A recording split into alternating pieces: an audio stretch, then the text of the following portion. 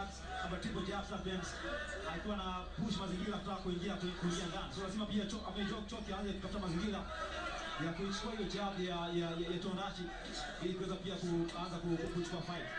Kila mmoja akiendelea na jab. Vile kwa Juma Choki. Kiangalia namna gani hasa ya kuweza kuikamata hiyo jab ya Tony Rashid ambayo inayo ikiwa ni inaukakamavu ndani yake. Kugusa inaonyesha kabisa inaacha madhara, sio ile jambo ambayo inaweza kutengeneza setup tu peke yake. Angalia na hapa tutakuwa na umakini pia kwa kuona zile punch za Juma Choki. Sasa aidha nimezungumza Choki ana jab nzuri lakini imemezwa, yani kwenye ile round ya pili jabu ya Choki imemezwa na Tony ndo anaonekana kwamba ana score, anatoa jab zaidi ya Choki.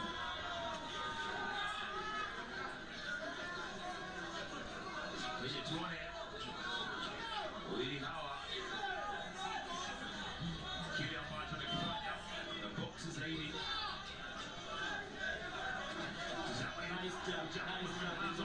Hiyo ndio ambayo tunazungumzia, inaeleza kwamba huwa ni jab nzuri sana na ameitoa hapo Juma Choki, lakini haijamyumbisha Tony Rashid.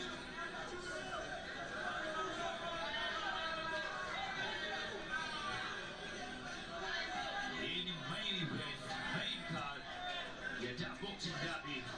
Crown mtu wa roho anasubiriwa. Speed moto wili Tony Rashid pia anakubali kuna gani juu Juma Choki kama kawaida akianzia chini akipanda juu. Nice combination. Kama hivyo Tony Rashid wewe tena kinapisha pia yeye bado Juma Choki pili ambapo aliingia akapokea hivyo mazima.